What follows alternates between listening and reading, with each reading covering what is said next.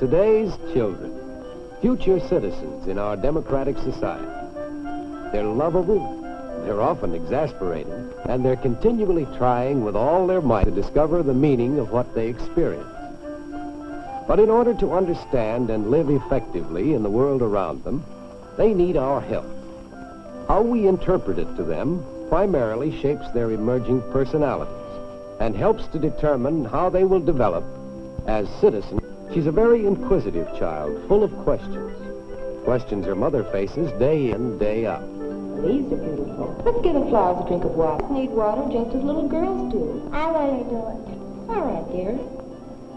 Let's start over here. Question after question, and Mother is the teacher. What Mother knows, right or wrong, she passes on to her child. And thus Judy learns in her own way and under Mother's guidance that rain is nature's way of giving flowers a drink. Every event becomes an exploration into the unknown. Hello, darling. Now I want you to hold this quietly under your tongue. Why? Because it will show if you are well or not. And if you are, then you may go outdoors and play. Am I well, Mommy? Can I get up? Almost well. I think tomorrow you may go for a walk with Daddy. The child's never-ending whys often concern matters that are difficult to explain. Yes, darling, they're taking Mr. Jones away today because he's been ill for a long, long time, and he died. Why did he die, Daddy? Well, you see, honey, when people get to be very, very old, and they've been sick for a long time, they die. Mother doesn't know, does she? No, darling. Mommy and Daddy aren't old. We won't leave you. By facing such questions frankly, parents help children to accept confusing and often frightening experiences more easily. Every new event becomes a source for new questions. Who is this? Why does Mother hug this stranger? So this is little Judy. Well, Judy, come on, give me a kiss. This is Uncle Harry, darling. Give him a kiss. Why? Oh, come on. Well, because he's my brother. No, I don't. Brother, wonders Judy. She knows only little girls who have brothers, but she can't understand that this big man could be Mother's brother. And she doesn't know what uncles are. Now, of course, forcing Judy to kiss the stranger might make her rebellious. Fortunately, Uncle Harry understands children. He realizes that it will take time for Judy to accept him and realize what relatives are. This time, her question leads to an understanding about mothers and babies. Mother, look what Kathy got. Yes, dear, what is it? Where did Kathy get the kittens? Why, they're her kittens, darling. She's their mother. What are they doing? They're drinking mother's milk. Mothers always nurse their babies. Did you when I was a baby? Yes, darling, I nursed you. And not only little girls, but little boys love to ask questions. That is how they discover much of the world around them. On walks with Father, they can ask questions, like this one. What's this man doing? He's giving the man a ticket. Why? The ticket tells the man he was driving too fast. Oh, For the moment, Jimmy seems to be satisfied. But then he goes on thinking, which leads to more questions. Daddy, why does the policeman do that? Because the policeman doesn't want that man to hurt somebody. Why? Well, son, 'cause policemen watch out for us. Now that makes sense. And Father's answer makes Jimmy feel secure in a world of grown-ups. But Bruce is having a hard time. Like many small boys, he wants to walk alone, like grown-ups. Grandmother insists that he give her his hand. Now that doesn't seem fair. Oh, yes, you will take my hand. Billy, see that policeman across the street? He'll come and take you away if you don't take my hand. Oh, yes, he doesn't like bad boys. He doesn't like bad boys? Why, poor Bruce. He doesn't understand why Grandmother is angry, or why the policeman should think that he is a bad boy. Well, maybe policemen don't like little boys.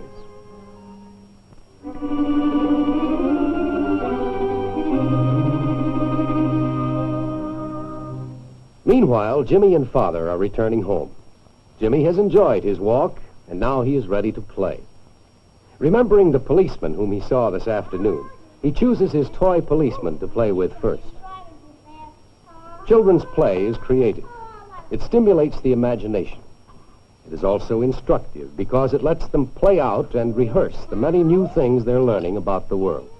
His make-believe world and the real world are not clearly separated. Oh, here comes Mommy to load the cows.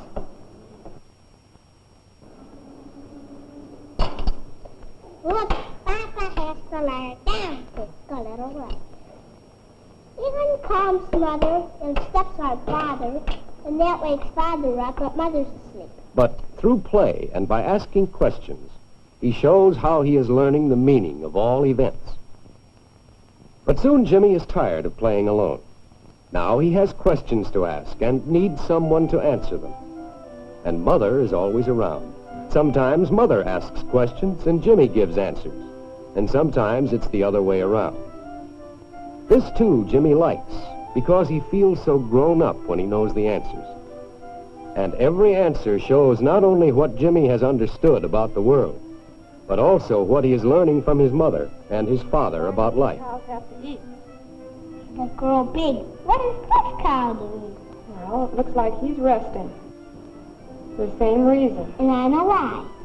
So it goes big and strong. That's right. Mommy, let's look at the police book. Police book? Uh-huh. All right. You know, I saw a policeman give a man a ticket once. You did? Do you like policemen? Yes, very much. Why? They protect us, and they have to watch out for us. But all children may not be as fortunate as Jimmy. Take Molly here, walking home from school after a day of disturbing experiences, which she is now reliving in her mind. Boys and girls, you may take out your library books now and read them while I'm talking to Molly. I've got the test papers here, Molly. Here's yours. I can see that you didn't understand the test. Why didn't you ask me about the questions that you didn't understand? You know that I'm happy to go over those things again. Why, Molly? Why don't you ever ask questions? I didn't want to disturb you. When she was 3, Molly was always asking questions. She was a gay and happy child, eager to learn and to grow up. Mother, why does this horse have stripes? Not now, Molly. Mommy's busy. You're going to spoil her cake. Mother, why? Please stop asking why all the time. Nice girls don't ask their mommies why when they're busy. You never mind now. Get up on your chair and look at your book. Molly's mother doesn't mean to be discouraging. She's just a busy woman. And so little Molly goes back to her books. But soon she tires of them. There is no one to answer her questions and share her interests. Repeated experiences of this sort stifle her curiosity. A year later, she is what we call a well-behaved child. Now, Molly's father approves of his boy's interest in cars. What are you doing? Hi, Phil boy. I'm fixing the carburetor. Oh. Cleaning it out. Been working on it all morning. You know, these new gadgets are getting more complicated every year. When I was a kid, like you are, why, I could fix this with a penknife. Daddy, what are you doing? What makes the engine go? Oh, Molly, don't ask questions. Now, you run along. This isn't for little girls. You run along and play with your dolls. You'll get dirty. And so Molly becomes what some people call a very good little girl. In fact, so good and quiet that she gives up questioning altogether. Denver Rabbit grabbed up his banjo and he pranced right into the party, a-strumming and a-singing his song. Some folks travels fancy, some folks travels plain, some folks goes on horseback, others takes the train. Some folks has a carriage with a coachman on the box, But when I goes to a party, I travels on old Fox. I didn't know you all knew that. Well, that's wonderful. Well, now I bet you can really answer some questions about the story. Wasn't that a funny story? Yeah. What were you going to say, Vicki? Rabbit, tiger, fox.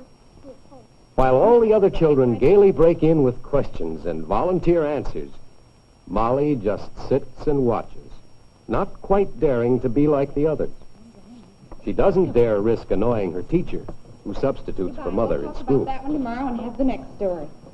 Bye. Bye. Go ahead. No, you can get pops. No, yes, popsicles later. Good morning, Miss Hart. Oh, hello, Mrs. Chambers. How are you? Just fine, thank you. And how is Molly doing in school? She's a darling child and so good, but very quiet. Molly, dear, your mother's here. Molly's always such a good girl. She is a good girl, but she needs to be encouraged to play with the other children, trying to get her to ask more questions, to enter in more to the group. Well, just give her time, I always say. Just give her time. Why didn't you ask? I didn't want to disturb you. But Molly, you don't disturb me. I want you to ask questions like all the other girls. I like what you say. I wish you'd speak more often in class. You take your paper and look it over, and then let's talk about it. Yes, ma'am. Molly is obviously an extreme case. Every child is frustrated at times by busy parents, but when continuously discouraged at home, like Molly, she may be handicapped in adjusting to the world. Now, Molly may regain her courage if helped by a sympathetic person, in school, for instance. It is essential that children in their earlier years be permitted to ask questions and be encouraged to explore the world with self-confidence. For by answering the whys of children, we help them to understand our way of life and to learn, as personalities, to live in the world with others.